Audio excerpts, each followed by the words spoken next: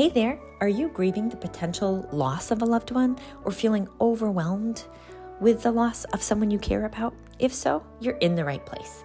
Lisa Hartung here, and this podcast is designed to guide you through topics surrounding death and dying. We'll dive into multifaceted aspects of grief, offering you a blend of personal stories, expert insights, and practical advice for your grief journey.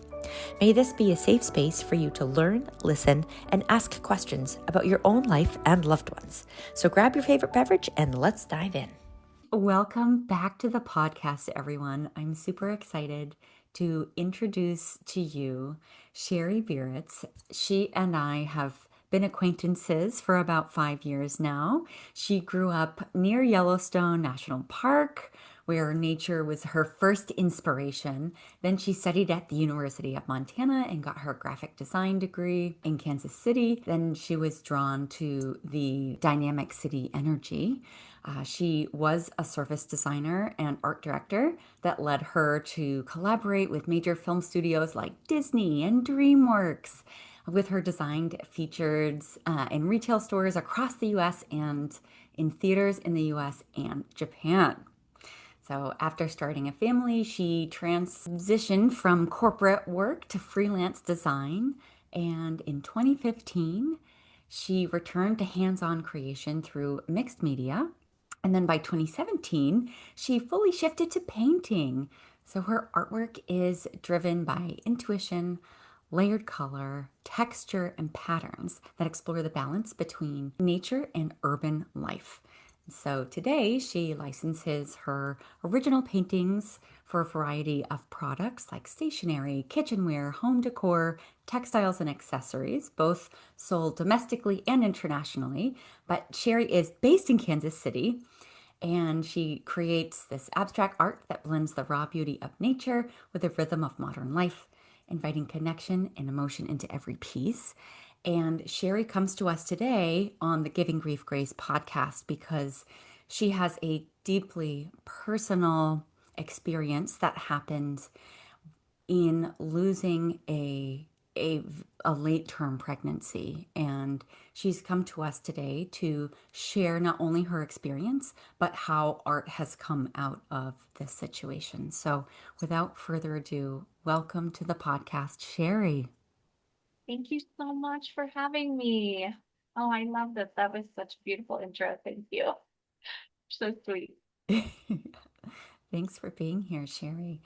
I'm so grateful for your time. And so I thought maybe we could start out, maybe you could tell us a little bit. We've heard about your background in art, and maybe you could share with us the personal side of the story that kind of spawned all of this change and this renewed growth.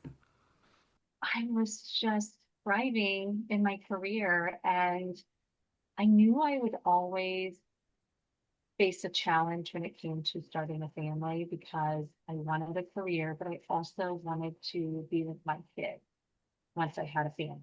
And so I knew that that would be a huge obstacle to face. And I thought, well, we'll cross that bridge when it comes. And so I took a job promoting upcoming films. We took the movie graphics and printed them on, like when you go to the movie theater and you get a popcorn tub or a drink cup or the little kids tray. Yeah. That's I designed all of those. And but so I worked very closely with all the film studios, not just the ones we listed, but all of them. And we were the only company doing that. My boss, he was the one who came up with that concept, and it was just a really cool experience. I loved my job so much, and so I traveled. I would pick Disney up from the airport, take them to dinner. I was in my late 20s, and I just felt so like I had arrived. So it was really cool. And What a so I dream job. It was, and it was so fun. And those movies, um, the artwork, I will tell you, if they are editing it until the very last moment, and we would have the tightest turnaround to get it to every theater across the nation for the release date for the movie opening. And Yeah. it was like a 6 week turnaround. Like we would be waiting for the art and waiting for the art, and then I would have to jump on planes and travel to these manufacturers and do press proof and sign off on it. And it was very intense. So you have your major like Thanksgiving and summer, and then you always have spring and fall releases. So the heavy ones were going into the holidays and summer. It was really something else. Oh my gosh. So much travel but fun, right? But So I loved it. I you loved said it so 20s. much. Yeah, it was my 20s. I just it was so fun. And then we knew we wanted to start a family and we wanted to buy a house. So we had all these dreams coming to fruition, and then we got pregnant, and so it was happening. We had hoped to have already bought our house, but we were still renting, and so we just went through when you get to the sweet spot of your pregnancy and you're really finally showing and the baby's moving and you're just, it's so exciting. And we went to my parents who live in Louisiana. So we drove down, and it was just such an exciting time getting to see everyone. Like had this big belly, and I was approaching the 7th month, and I had gone to my regular monthly checkup. Everything was perfect. Everything was going as it should. And that was around Thanksgiving. And then a week later, I started having problems without knowing it. I didn't have any Mm. symptoms or any signs of it. And then in Louisiana over Christmas, I started having a lot of pain in my hands and feet. And I do this because there was so much swelling, but I had never done this before. So I didn't know. You don't know what to look for Right. And you're like, until it's happened. maybe this is a side effect, right? Right. I'm getting bigger, and the baby's getting bigger, and you retain water. You hear about Right. that. Yeah. And you Um, can feel him moving at this point. oh, and he was so rambunctious. Like Mm. he was he was so hyper. He was really, really active. Yeah. And so I took my mother's hairbrush, and she had this like wiry, I don't even remember, it was just a really stiff bristle, and I would rub it on my hands just to relieve the itching, and it was so intense. And so I called the doctor from Louisiana, and he said, okay, why don't you come in when you get back to town? And so they put me on New Year's Eve.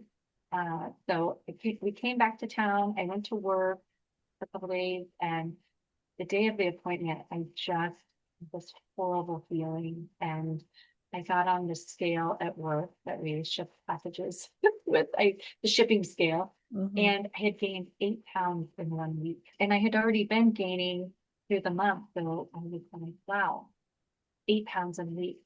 And it just kind of freaked me out. So I left work and went like an hour early to my appointment. And when they took me back into the room, they take all your vitals and you give Mhm. a sample. You go to the bathroom, give a sample, and they immediately knew that I had a problem, but I didn't. So, I'm waiting for the doctor, and she comes in pretty quickly. Usually it takes a little while, and she comes in and she says, okay, we're going to have you lay on your side. Again, I've never done this before. So I'm like, Right. okay. And so I lay on my side, and it took a really long time for them to come back. And she came back in and she said, you look good. You feel pretty good. And she said, but you are very, very, very sick. She said, we have made arrangements for you at the hospital. You will be delivering your baby today, and Oh my gosh. you have toxemia, you have preeclampsia. And Oh. the only way to rid it is delivery of the baby. And at this point, how many weeks were you? I was 24 weeks. Okay, so 6 weeks away, or no, 24 weeks. So I was like halfway. I was about to enter into the third trimester. Yeah. Oh my gosh. So she said, I would like to take you via ambulance. I will let your husband come pick you up and take you. You may not stop at your house to grab anything. You may not stop anywhere. You cannot go get a toothbrush, nothing. You have to go straight to the hospital. You are very, very sick. And so he came and picked me up and we went to the hospital and I just couldn't even imagine, Mm. that I was going to deliver that day. Like, Right? how could You're this? like, I was just in shock. She said that everything should be okay with the baby, but we had to go to the hospital. So we did that, and they put us in the high risk unit of the hospital. For us, it's called the Peak Center, and where they do take care of, the premature, NICU, all the things, and high risk pregnancy. And so we got there, and it's kind of a blow because it was so fast. But they started induction right away, and he would not deliver. They had to get my blood pressure was extremely high. So they did also have to try and get everything stabilized before they induced me. So I did forget that. So they had to get my blood pressure down before they could start the induction. And that's where things kind of get blurry for me on the details of that. But the baby wouldn't come. And so they did eventually have to just do a procedure to deliver the baby. mm, And they determined that I probably had the preeclampsia for 3 weeks due to his size. He was undergrowth by 3 weeks. And they said that the placenta will, if there's something like that presents itself, the placenta will shut the baby off to protect it. oh my gosh. And our bodies are just amazing, Mm-hmm. amazing Mm-hmm. that it knew, like, protect the baby at all costs. So he was undersized by 3 weeks, and it makes sense. So I went to my appointment a week later, developed this without knowing. And then they said, due to his size, he probably would not survive the induction. Mm. So, and he was with me, like I felt his soul. I could feel the energy of him. And as rambunctious as he was, he did, get sedated a little like I was. I was very sedated and not really aware of everything going on. But there was a time, and they did put me under for surgery to deliver him. But they said afterward, I would be able to hold my baby and to see him and just have a moment with him. But due to his size, he was piecemeal. Mm. So he was not intact, just it's just something that happened, I'm sure. And that was so hard. So I never really got that closure. So it was tough. But they did get handprints and footprints, and Oh, the staff were just amazing. They were just so comforting and just like doing everything they could to make it right. mm-hmm. Like, how do you make that right? Or honor So, him. and And honor him. So we do have little footprints and handprints, and they're just the tiniest little thing, little baby. like, well, I haven't told that story for a while. So Mm. it always tears me up. Yeah. I mean, he, So I think, as we were saying, the body is just such an incredible vessel. And when you go through something like this, it's so, spiritually and physically present, right? And you're mhm, just so in it. And even just being able to see the little handprints and footprints and mhm. know, like, that was part of you. And he was there and present with you. And And his little light is still shining through, and he's a beacon. But oh my goodness, Sheri, I can't imagine being there, being a first-time mom, not knowing Right, what comes next, and right.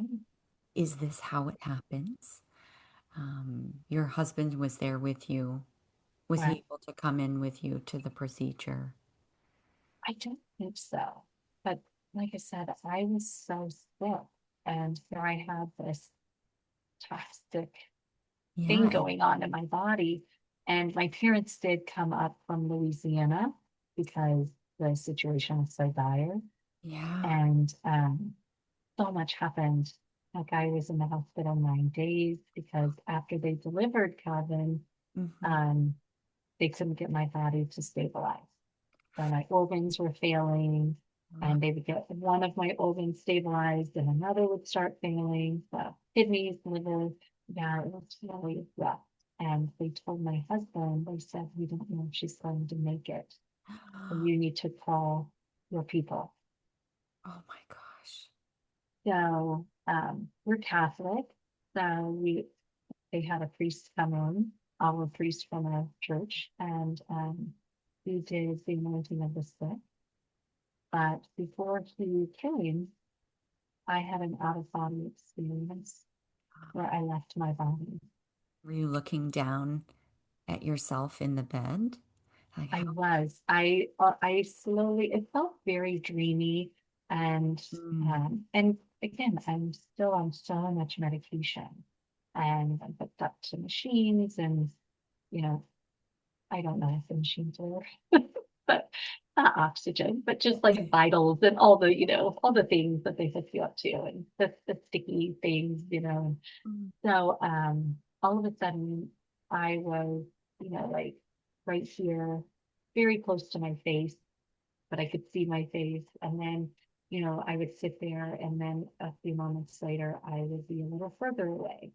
And I just kept moving into the toward the ceiling, looking down, and I describe it as just like well, I got to the ceiling, and my mother was at the end of my bed, and she was just not over, just sitting in a chair, almost as if she was, right, like she just seemed so sad, and all the walls were white, like the room, there were no walls, like everything was just white, and it was very dreamy, like you see in the movies, and yeah. they create that illusion. And I reached the ceiling, and this is what I describe to people is like when you're floating on the back on water, when you're swimming, like you Hmm. can't You feel the feel like water. limitless almost. Yes. And you don't feel the water per se, but that's how the ceiling felt to me. And I was starting to absorb through it. And my sister-in-law and my husband walked in, and my sister-in-law, she was like, she's so joyful, and she's just like, hi. And I looked past her at my husband, and he was so sad. Mm. He just was so sad. And I just like a wormhole, like just zoop right back to my body. It was like, this is not the time. Evidently, that was in the afternoon, and then that evening, dinner time, the priest came and did the anointing of the sick, and he has like a little, I don't know what we did, but he did a little ceremony. And before we had delivered the baby, he has come to the hospital, and we renewed our baptism vows in the Mm. baby's name, and so we had a little ceremony for Calvin before he was born. And then Mm. he came and did the anointing of the sick. And yeah, and so I don't really remember it. I remember that he was there, you Hmm. know. And then the next morning, how they come in so early, the Yeah. nurses. Like, you're like, I'm They not come up in right so now. early. Come in so early, and they started just unhooking all of my all unhooking me from everything. And I said, "Oh, what are you doing?" And she said, "We can't explain it, but you've had a miraculous turnaround." the next morning, it was not even, it Goosebumps. wasn't even, it was about 12 hours, I guess. So he delivers, was it your last rites essentially the priest had delivered? No, I was, they thought I was going to die. Mm-hmm. So they came in and he just did as a last attempt to, just it's a Catholic practice, when you're that sick, that they give the anointing of the sick to heal you. And they do like prayers and blessings, and the oil that they put on your Yeah. forehead is, you know, very aromatic, and it has healing potential, and it's blessed, and it's just very, very ceremonial. Yeah. And so I believe it worked. And maybe it wasn't the anointing of the sick, but how can I how can I question it? And do you think it was Calvin being like, my mom needs to be there? I think so. I don't think it was my time. Yeah. And obviously it wasn't my time. It wasn't my time. So and so then I spent 2 more days in the hospital just for monitoring. And so we went in on New Year's Eve and I came back.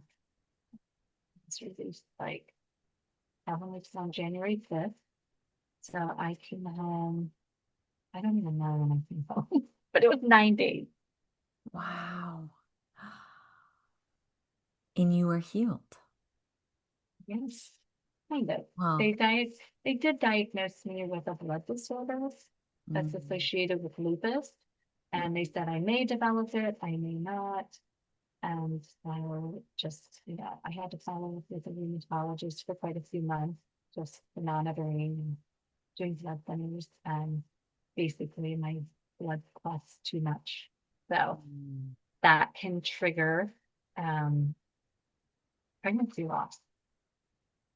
And you didn't know this before. I didn't know this because I had never had any complications that we knew of. And but it turns out I had had like mouth surgery and these blood clots, so they would have to go in and do suction. And so I had this blood disorder. We just didn't know. And this is pregnancy loss, miscarriage. It's very common with this blood disorder. Oh my gosh. And so Mhm. you're like, so at this point, you were sick, and now your body is trying to heal from a lost pregnancy. And it takes a while for the body to get back to normal or whatever Uh-huh. normal looks like right Mhm. after that.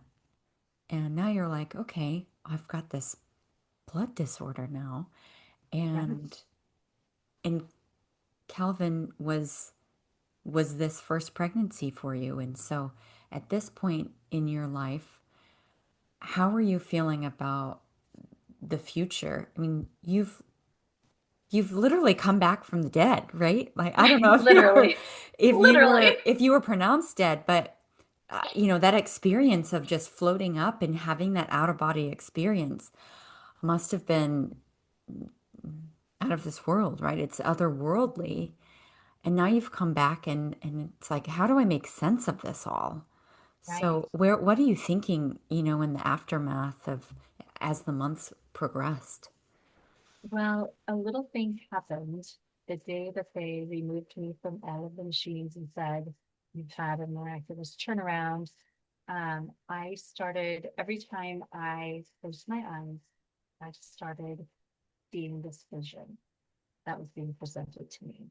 And it really freaked me out. And, just, it was just overwhelming. And it made me so sad because it was a woman who was hooded. I couldn't see her face or her hands, and she was holding a swaddled baby. And she Mm. had on like a dark blue hooded robe, and the baby was in light blue, and everything around her was light blue.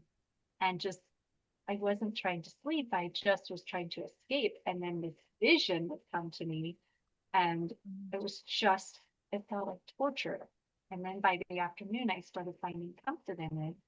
And so I would just close my eyes just to sit in that moment, in Mm. that space. And that happened the entire day. And then the next day until I went home. And yeah, and so I also I could feel my grandmother, and she was talking in my ear.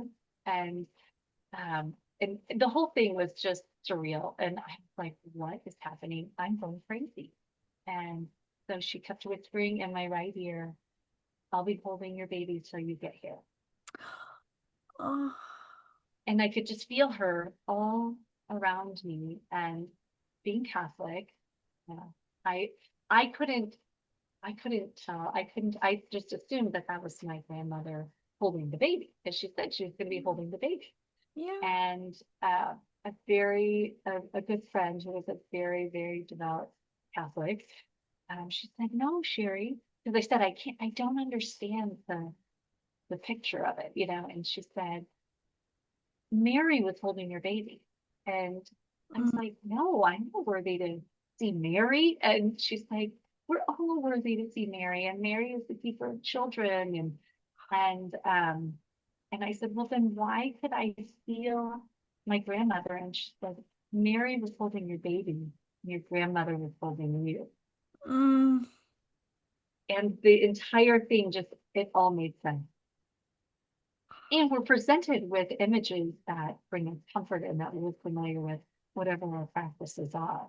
Right. So no matter what you believe, you're going to be presented with, you know, something to comfort you. It was really beautiful. And I drew a picture. Like a month later, I drew a picture. So I thought I would share it. Some of the ways to listen to this podcast, you'll be able to see it, right? Yes. Would Yes. you like me to show the Yeah. drawing I did? Mm-hmm. And it's very like simple line. And then I had markers on the back of the page, so you will see marker. But this was the can you see this? I can. So that was the image I was given. Oh, that is beautiful, Sheri. It's that maternal wisdom, right? The maternal Mhm. eternal. Yeah, and then this is, Ah, and then I drew just a close up of it. of the baby. Yeah, it, it shows itself very well. But so Mm. yeah, so there you go. Ah, how special. Thank you so much for Yeah, sharing that. you're welcome. While you were, so you said you drew that a month after the birth. Mhm. So while you were drawing it, did it seem that it was like divine guidance as you were moving your hand, or were you thinking back to the vision? Did the vision ever come back to you when you closed your eyes? It it was done when I left the hospital. Once we left the hospital, I never had that powerful, like my grandmother's holding me. And I felt like I was sitting on her. Like it literally felt like I could You were feel great. her, like she was holding me and Oh, talk. You know how you hold a child or you come up behind someone, you talk in their ear? That 100% was the situation. oh, So it was quite sweet. And yeah, but I did not have that vision after that. And so I didn't want to lose it. Like it was so etched in my memory. I was like, I have to capture this. And so yeah, it just flowed out of me yeah. to draw that. And it's pretty simple lines, but it really was, there was no detail. It was pretty straightforward. Yeah.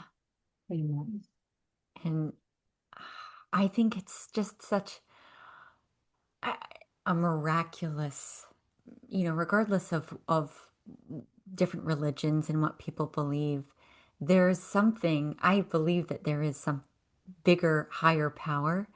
And to have such an experience after such a traumatic time is it's healing, right?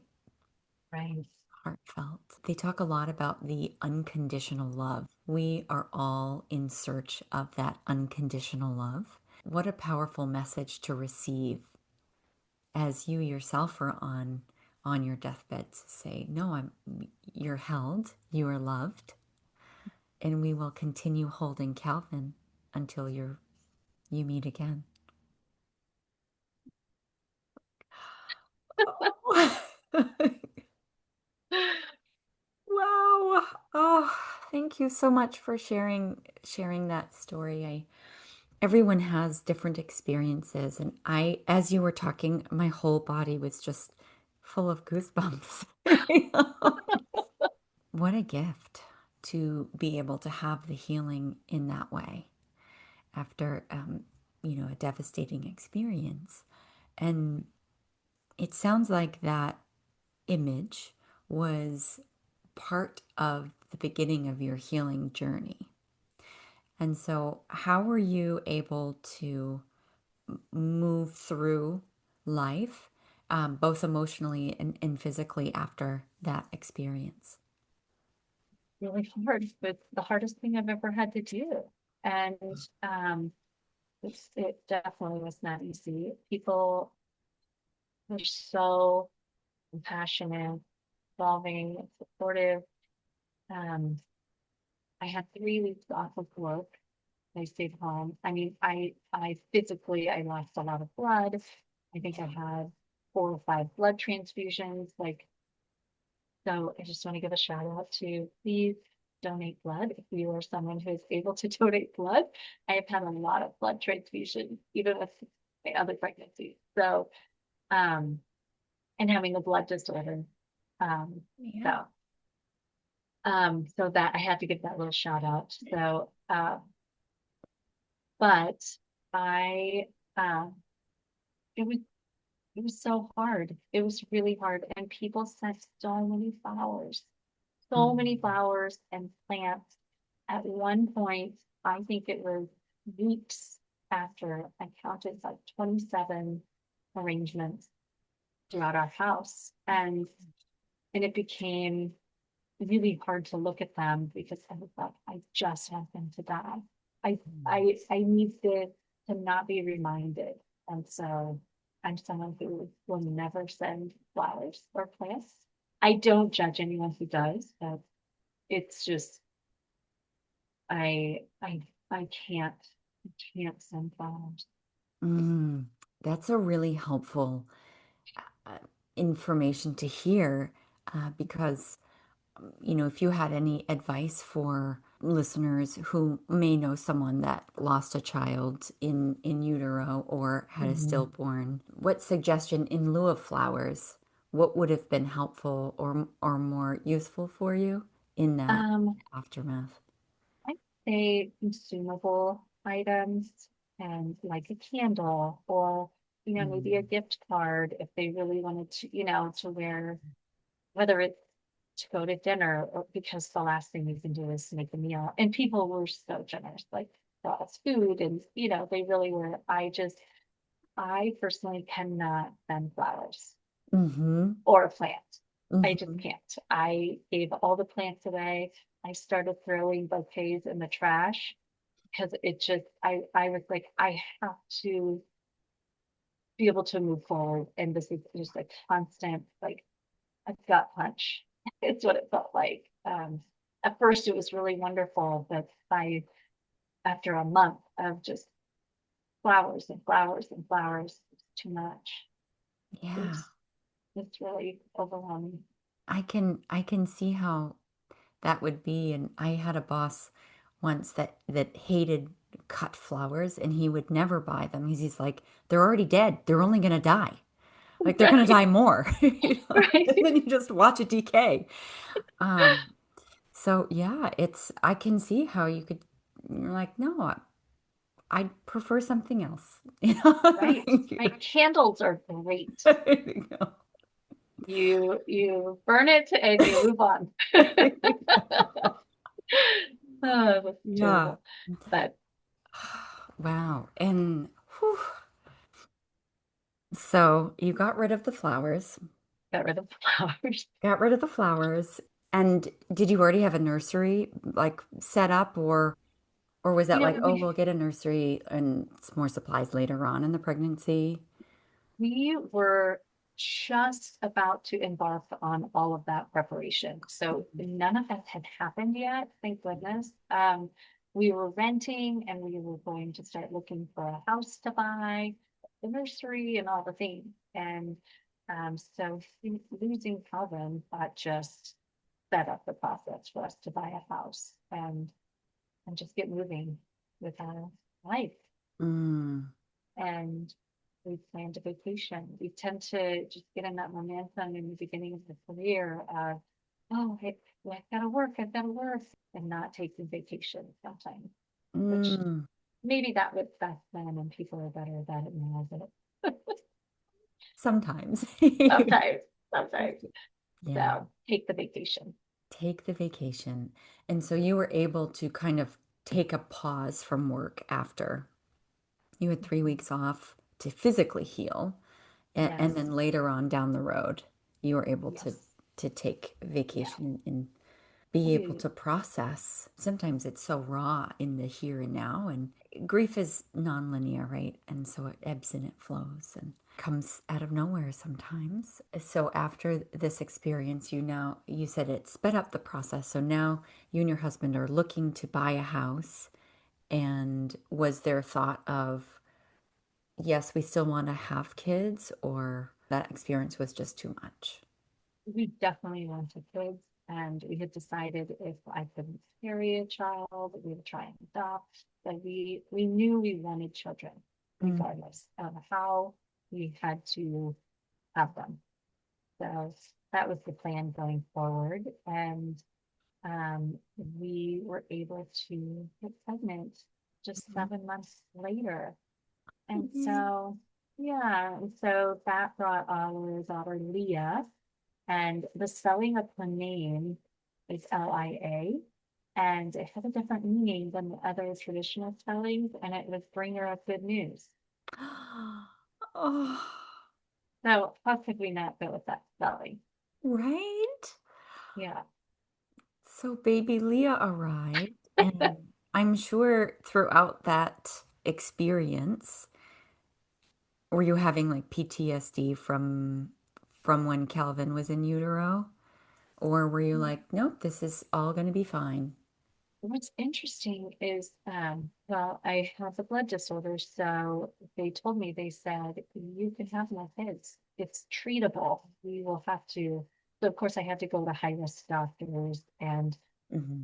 I had to jump through a lot of hoops to, know, thin my blood. Um, I won't get into all the things that I had to do, but I had to get myself shots twice a day with a blood thinner. And I don't want needles, but I did it. Hmm. And yeah, so I had a great pregnancy.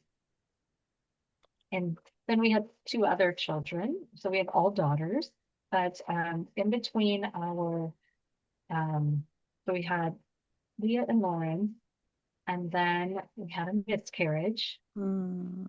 and then we had Sarah, our youngest. And with the miscarriage, I thought, oh, this will be nothing to get over.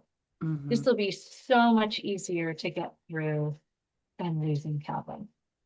And wow, I was really wrong, because the emotions, the hormones that play part in that, you don't realize. I was really surprised how hard that was. And I told my husband, I said, we're two for two. Like, count our blessings, like walk away, like we're done here. I can't do this. Like, Mm. so we had decided that, we were gonna be done. And then boom, surprise, here comes Sarah with a force. you know? Oh, so So yeah, Sarah arrived and wow. yeah. It's yeah, I had a miscarriage between my two children, and Mm, it's one of those silent grieving experiences yeah. um, that the mother truly feels the loss physically and Mhm, emotionally, mhm. and um, but it's almost like a silent grieving because other people don't know, or maybe you don't Right, share it with lots of people, depending on when the miscarriage happened. And I feel like it's such a story that needs to be told more, or we need to talk about it more, right? right, And right.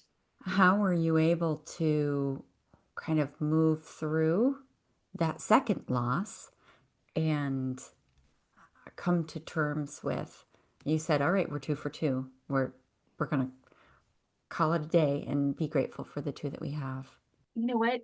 I had two children that I had to Mm. take care of. So Yeah. there was no time. There was no You're like, time. There was no time, but yeah. I mean, I was so sad, Mm. and it really surprised me of how sad I could be with a 9 week pregnancy, Yeah. and the whole concept of, well, don't tell anyone before, you get to a certain week, because what if something happens? We need to omit that, take it off the books. We need, just like what you said, we need to talk about these things. We need to create a space where women can share what they've gone through, what they're going through.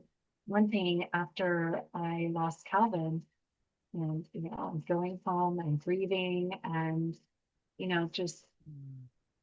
things that people say, like they really have good intentions, but they just end up saying the wrong things, and it's going to be different for everyone. And I just have to do a PSA on a couple things. Like my milk came in, like so Oh, people would say like, "Oh, you had a miscarriage." I'm like, "No, I had a baby. I had a stillborn.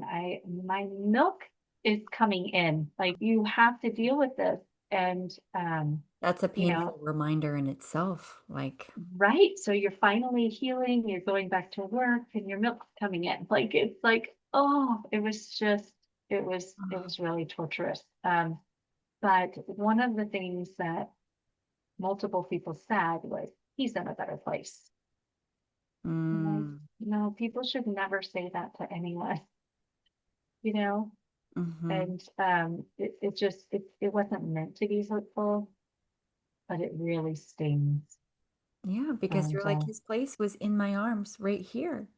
right, that is exactly what I say. No, he should be right here. Mm-hmm. He should be right here in my home. Mm, There's no better place than that. yeah, So, yeah. so You just do. those kinds of things that people say, or telling you their story, or the friend that they know who went, don't share the oversharing of your story. I sometimes still have to remind myself to not do that to other people. Mm-hmm. So those are my PSAs on, on, when someone's going through something, just say, I'm so sorry. I'm holding space for you.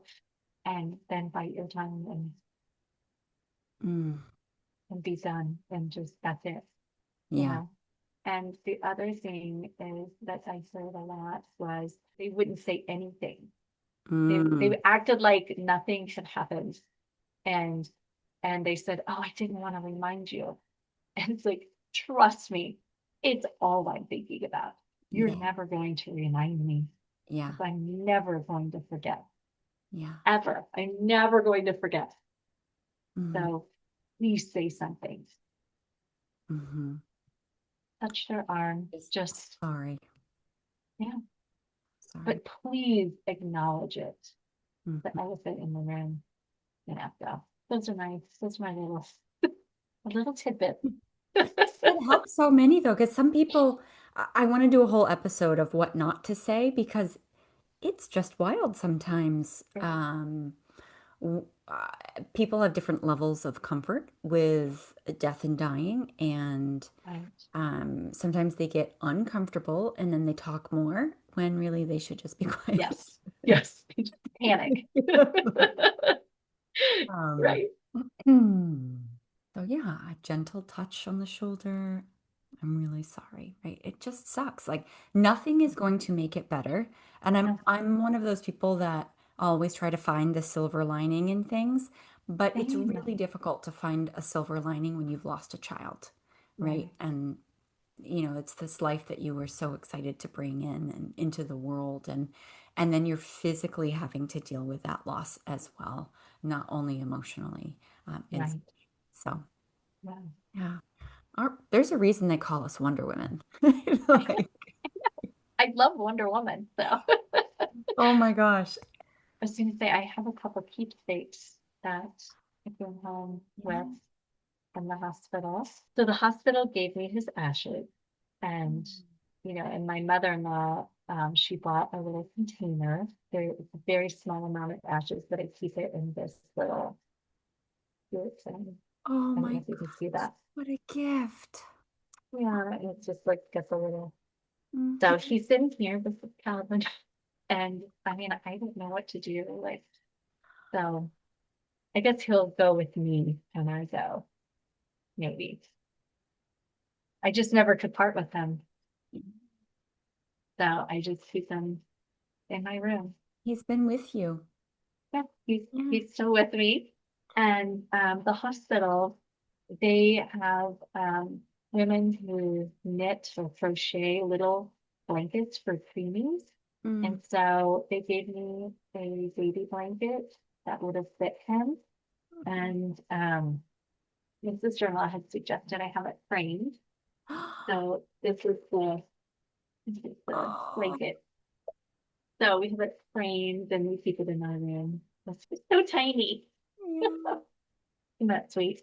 Oh, Calvin. Yeah, so that's this little baby blanket. There you go. There's a couple little keepsakes, and those kinds of things bring me comfort. And Mhm. it was the holidays when we lost him, and they also had a once a month like a memorial service for anyone who had passed away that month. And Mm. so we attended that and pretended that as his funeral ceremony, and we treated it as such. And they gave us an ornament. It was a little plastic snowflake, and we hang it on the tree every year, still to this day. It's interesting that you mentioned the ornament, Sherry, because that's how I found you when we were working together. My mom was sick, and I said, Sherry, I know that you make these beautiful hand-painted ornaments every year, and that was a thing that I had with my mom. And so you painted one of two female cardinals together, Yes, and my mom opened it and was just so grateful for yeah, that ornament that you painted for us. I love that. Well, he's a big inspiration of why I paint the ornament. And I've always loved making ornaments, but that is what really like brought me to it. And I really enjoy them. I enjoy painting the birds. You always hear like a cardinal represents, if you see a cardinal, it's someone you love that's passed. And that was the first red bird that I did. Yeah, those were really special. And I think it was called Hope. Mm-hmm. Was it called Hope? Mm-hmm. And the last one that I did a couple years ago was a single bird, and I named it Songbird. It didn't go over as well as I had hoped, but she represented the strong individual coming into themselves and coming back to themselves. And after all the years of like raising kids and that kind of stuff, like it was just a testament to the longevity as a mom. And I don't know, she was fairly special to me, and I was like, oh, it didn't land with everyone, but for me it really represented this journey as a mother. So Yeah, and that was your Wonder Woman sign, a songbird. maybe so, maybe Yes. so. maybe so. Oh my goodness. And now you have a whole art journey that you've taken, and that will have to be for a whole nother another podcast episode.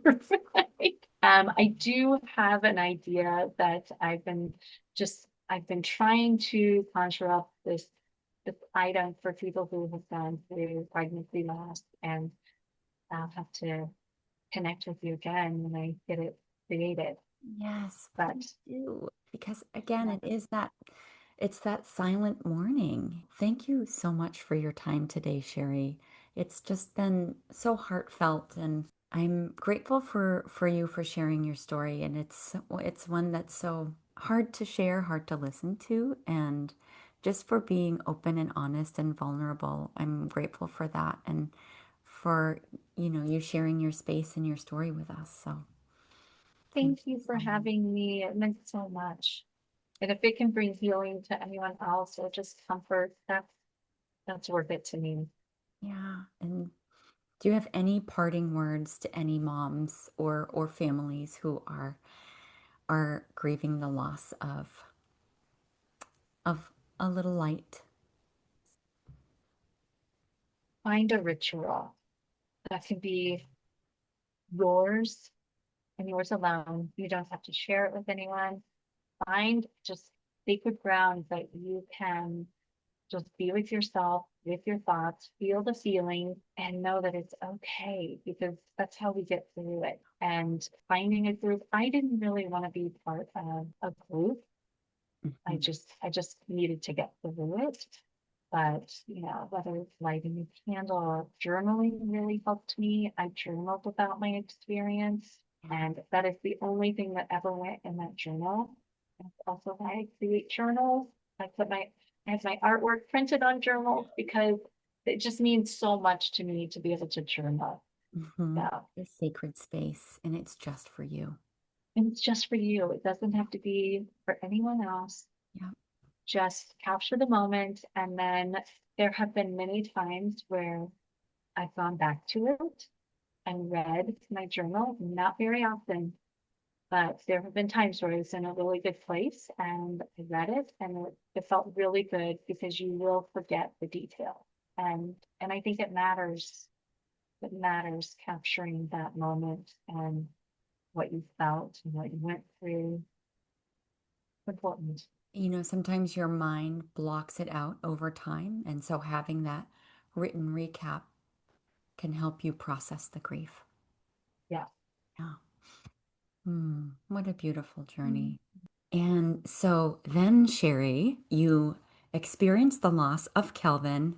You then had additional children after Kelvin.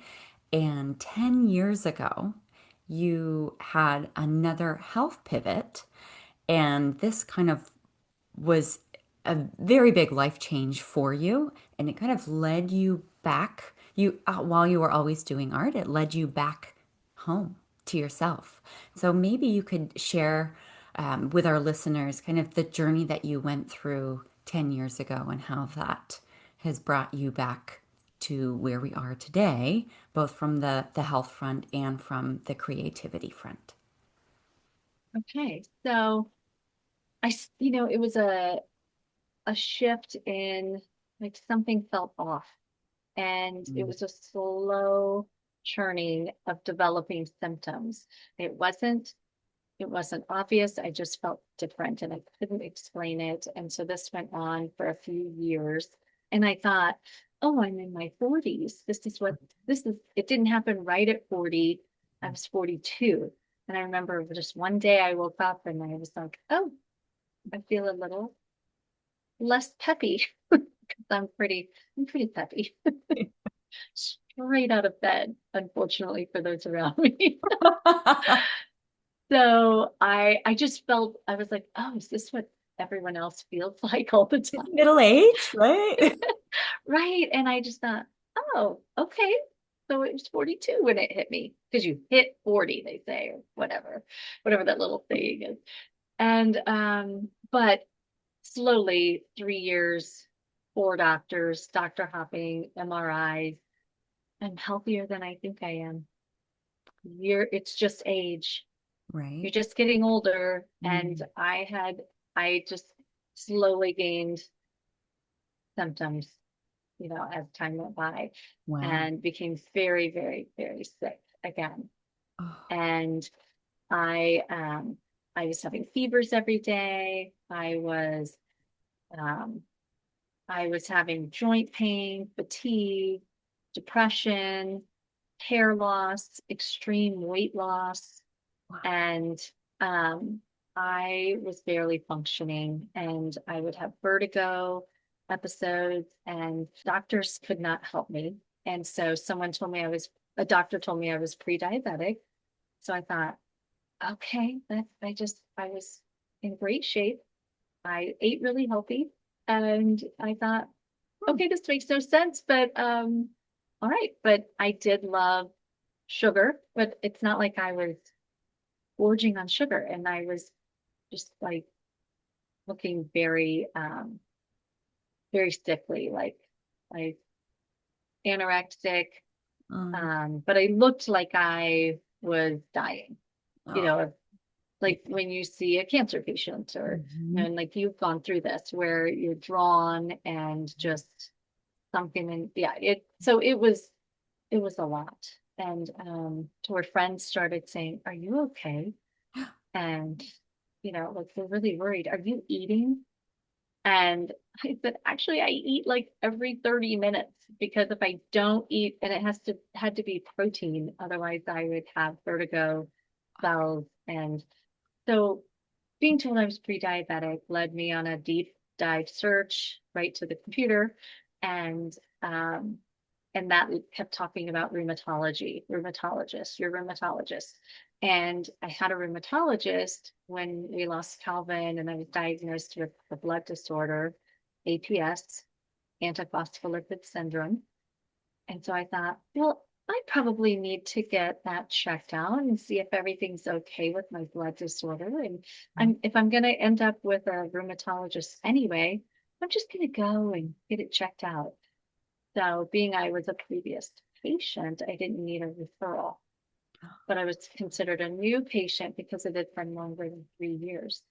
Mm. So I had to wait 6 months to see her. And in that 6 months, I declined so fast. And, it was just like right to the end. Like, I almost took myself to the emergency room a couple of times. And I thought, no, you just have like a week or two left. Like, you can do it. You can do it.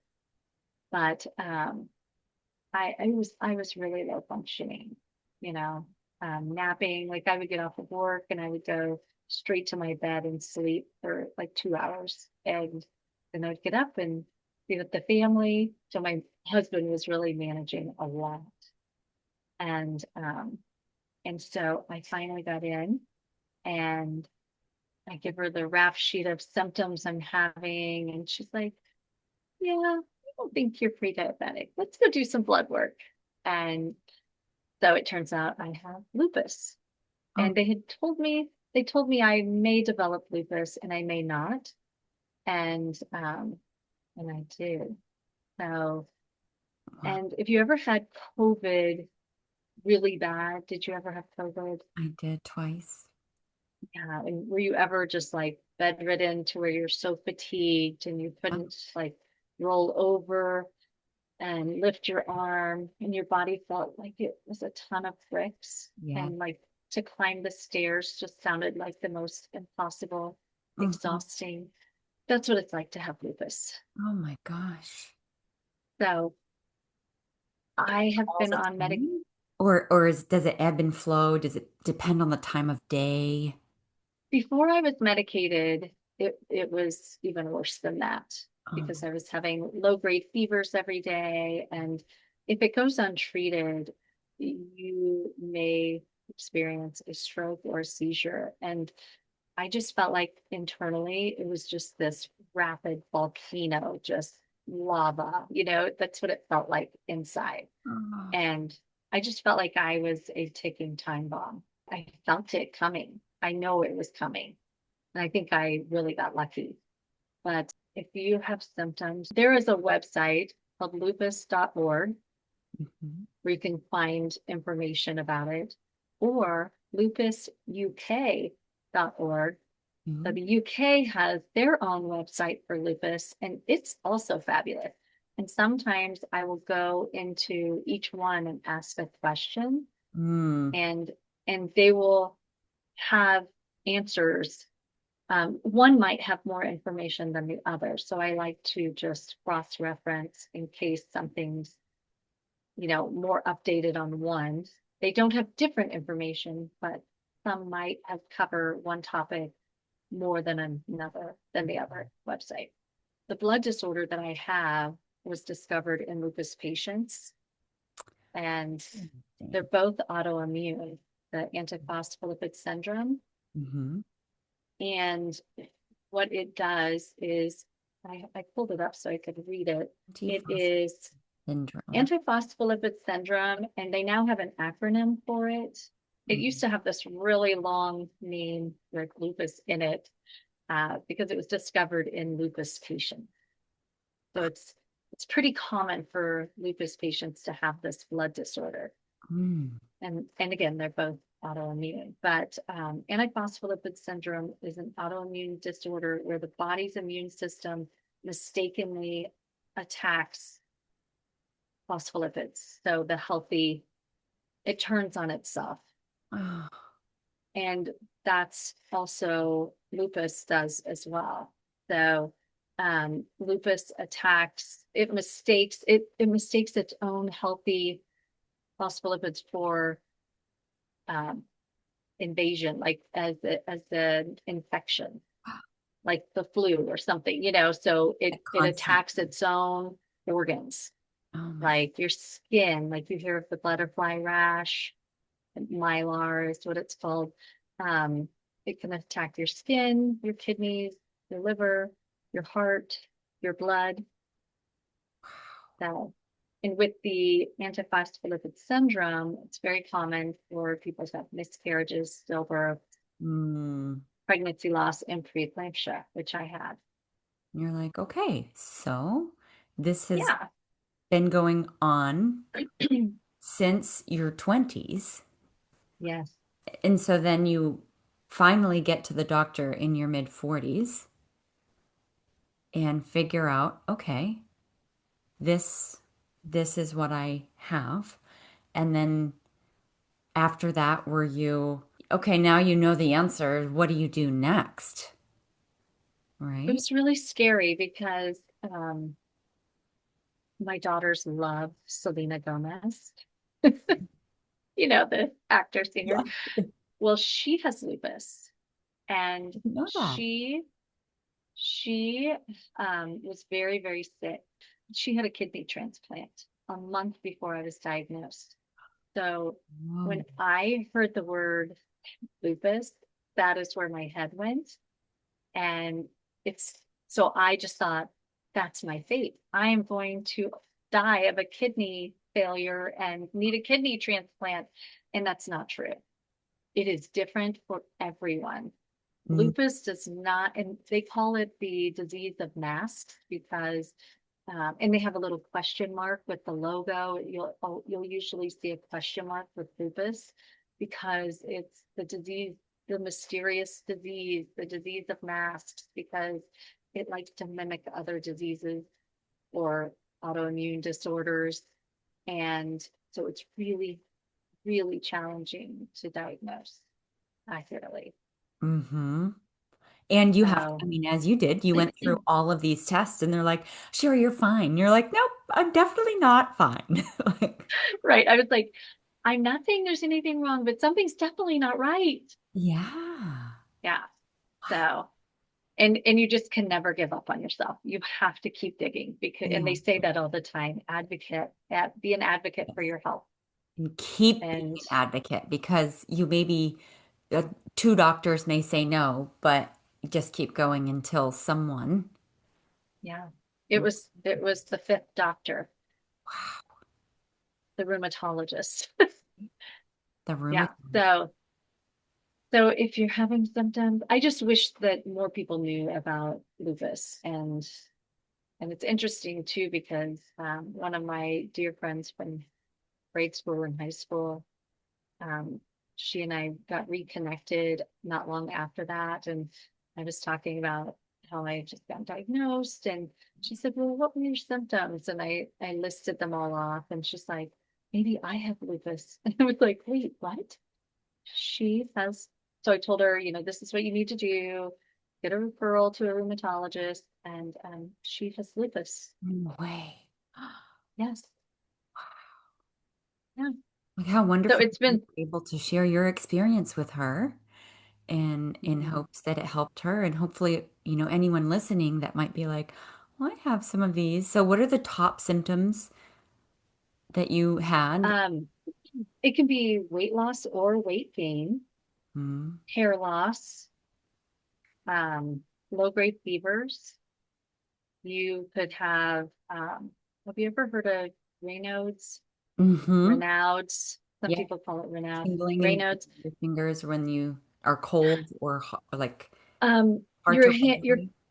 your fingers might turn white or blue Yes. or red Hmm. from circulation. The blood vessels get cut off Hmm. um, from blood, and my friend gets this. Like it's crazy. It's crazy, but that's a symptom. There are like 12 symptoms, and Wow. I think I had 11 of them. Yeah. So I'm not listing all of them correctly right now. I can't think of all of them, but there were just so many. It's worth the research. Yeah. And so you get this diagnosis. You're now like, okay, I need to move forward and keep living. So how were you able to, I mean, that's a huge pivot from what life used to be like. Right now you are living with this autoimmune change in your life. And so what came next for you? I was put on medication, and they said it would probably take 6 months for it to be fully in effect. Mm. And in 3 weeks, I was already like, oh my gosh, if this is only going to get better, it was the greatest thing ever. I am 7 years into it and really stable. And it probably did take 3 years to really get to that place. So I Mhm. was diagnosed in 2017. And then, like 2 years into it, 2019, I had a dream of a painting one night. And I kept hearing the whispers. I could just feel my arms like stretching out across Yeah. the really big canvas. Um and I just, I was like, yeah, I don't know what that means. I mean, I know what it means, but and I was working on art that was really tiny and intricate little cutouts um and I had to stop doing that when I got so sick with lupus. Oh, And because through all of my life, I'm always creating something, I love. and many different mediums. And it's just as long as it's the creative process, I have to do it. But I had this dream of a painting, and I just, in the dream, was right up close to it, studying every brush stroke and color. And it was just so powerful that when I woke up in the morning, I ran to my art table, grabbed all my paint, mixed the colors as close as I could, because I did not want to forget this image.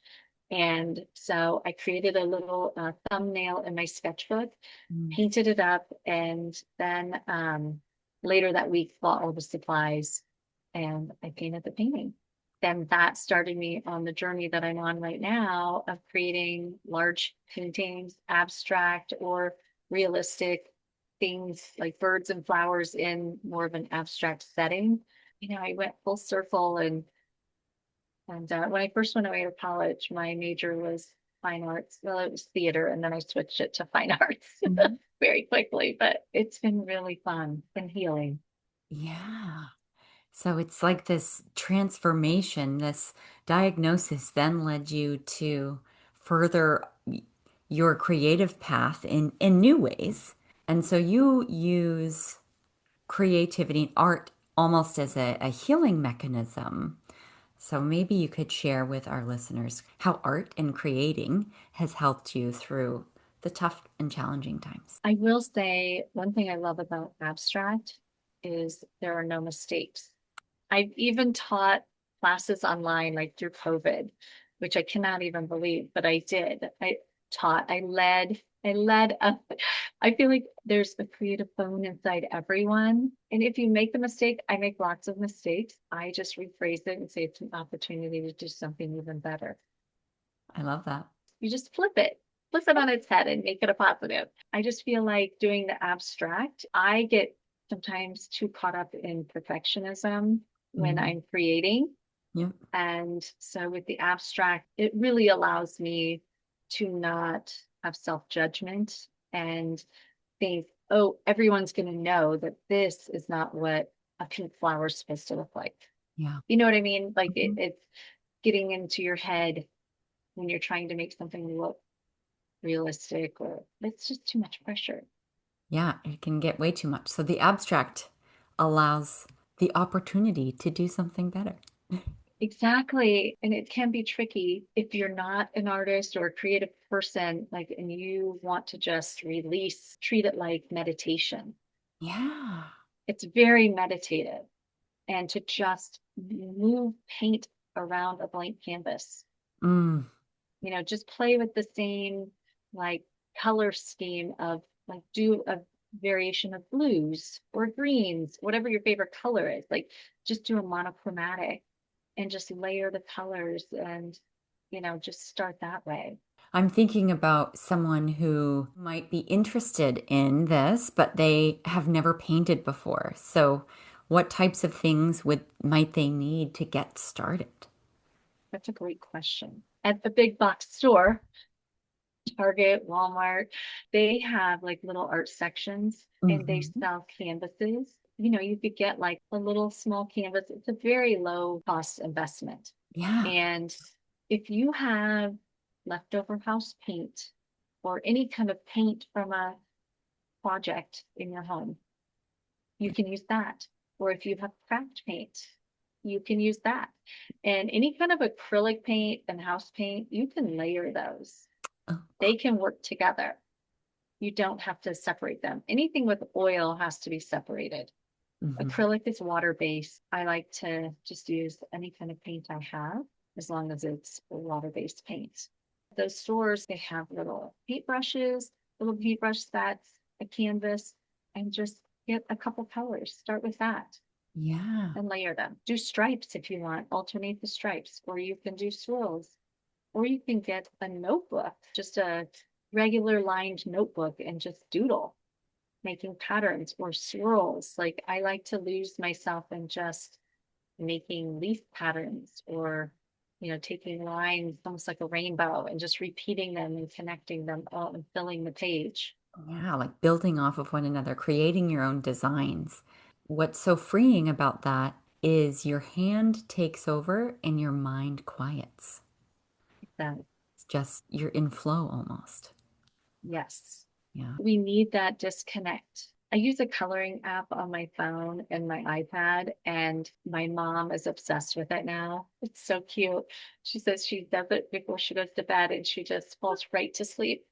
So cute. And it's like paint by number. It's called Happy Color. Happy I color. Happy Color. And my daughter turned me on to it. She uses it. So That's now we're lovely. all like having so much fun with this coloring app. Can you like play with your mom or your daughter on the app, or is everyone No. creating their own pieces in hand color? Creating your own pieces. Oh, And they have so many options. I mean, so it's ridiculous how many options they have. And it could be wow. like nature or art or Disney or butterflies or flowers. And yeah, it's really a cool little app. Mindless, like you don't have to think. You select the number one and it lights up all the areas that are the color that number one represents. And then And you you just click touch on. them. You Uh-huh. just touch it and it colors them in. It's so satisfying. And then at the end, it goes blank and then it fills in the same order that you colored it.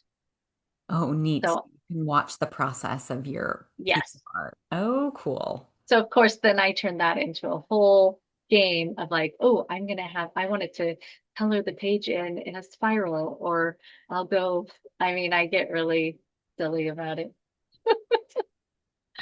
I get a little obsessed. But I love that. I mean, it's all part of it's being present and healing through creativity, letting the energy flow. So, and as your mom uses it to help her go to bed. And I was Exactly. just listening to a podcast this morning about how Americans just have a really hard time sleeping. So anything that can help us is a sleep aid. It was the founder of Calm, the Oh, Calm app. wow. I And love that app. Yes. yeah, and how they first came out with this meditation, and then they realized people are meditating at 11 p.m. at night. And then they released sleep stories because they said, Okay. okay, this is clearly a need, and it Right. exponentially helped their business. So, I love that. yeah. They say I've been hearing new information just recently, like this past year, that people who do creative things, like create art or just any kind of creative process, knitting, it can be any creative process, adds 7 years to your life. All right, everyone, let's go create. Right? Well, you're using a different part of your brain, right? It's not as analytical. Yeah, there's more freedom, and you're also visually stimulating yourself through the different colors, the different textures, and being, so much of our life we are told what to do. Everything is time bound. We've got to rush, rush, rush, get to the next thing. And so art Yeah. can be playful. And you can do coloring books. Yes. Coloring books are wonderful. Mhm. I got They're my wonderful. mom the adult coloring books when she was going to chemo because you're sitting in the chair for hours, and so she could Right? color. She would bring her little watercolors as well and Oh, that's paint so looking out cute. the windows. So yeah, Yeah, a friend of ours' daughter was diagnosed with cancer recently, Hodgkin's. And so we did a little creative basket for her and got her a coloring book and new crayons. Because, I think we all deserve to have new crayon with the sharpener. yes, you need a Like, sharpener. you have to have the big box. And my youngest daughter was with me when we went and bought some of the items, and she said, that big box of crayons is only $5 Yeah. with the sharpener. I said, yeah, like, how great is that? So So great. it doesn't have to cost a lot of money. That's right. It's a low barrier of entry, and it can lead to hours of fun. With crayon on a piece of paper, you can take like a white crayon or like the yellow or some of the lighter colors and Mhm. draw a design on paper and then watercolor over it because the wax from the crayon resists the watercolor, and then you see the design and can fill it in. It's fun to do with kids too. It's so Yes, fun. So we some of my art classes with kids have been doing that kind of. I do that with my daughter, the hidden messages. And then you Yeah. can paint or you can take, if you don't have watercolor, you can do a marker and you can marker over it. Yes. Um, See, why can't adults do that? we can. Guess Yeah. guess what? We can. We can do that. So So this is your invitation to play. exactly. Exactly. Oh, how much fun. Well, thank you, Sheri. I thank you so much. And was there anything that you wanted to leave our listeners with on what's next on your creative journey? What's next is a new line of household things like home decor, kitchen aprons. Yeah, there's going to be a special line this fall coming out. Maybe not everything at once because I have to create all of it, but I'm working on a really fun design. So stay tuned. All right. And how can we find you, Sheri? I have a website, sheribiritz.com, and on Instagram or Facebook, Sheri Biritz. And that's Biritz. And Sheri is Sheri. Yes. Great. Well, thank you so much for your time, Sheri. It's just been such a delight to connect with you and hear your stories and know that when we are processing grief, sometimes it is so all-encompassing, but you are a true light in how life can be joyful and fun and creative. And it's so wonderful that you're able to share your gifts with the world in such a fun and unique way. And I can't wait to see what's coming down the line. Oh, thank you so much for having me. You're so sweet. I just adore you. So thank you. This was so fun. Thanks, Sheri. Thanks so much for listening to this week's episode of Giving Grief Grace. If you found the content interesting and think it could help a friend or a loved one, please share it with them. Subscribe to this podcast and get a weekly dose of positivity. And while you're at it, please leave a review. If you enjoyed the show and want to support me financially on my grief journey, I'm raising funds for Project Purple, a nonprofit whose mission is to see a world without pancreatic cancer. I'm doing this by running the New York City Marathon in November 2025, and I'll leave a link to my fundraising page in the show notes. If you've lost a loved one and are looking for support in an online community, consider joining our free private Facebook group, Giving Grief Grace. May you be kind to yourself in the week ahead and give yourself grace. Thanks so much for listening, and we'll see you next week.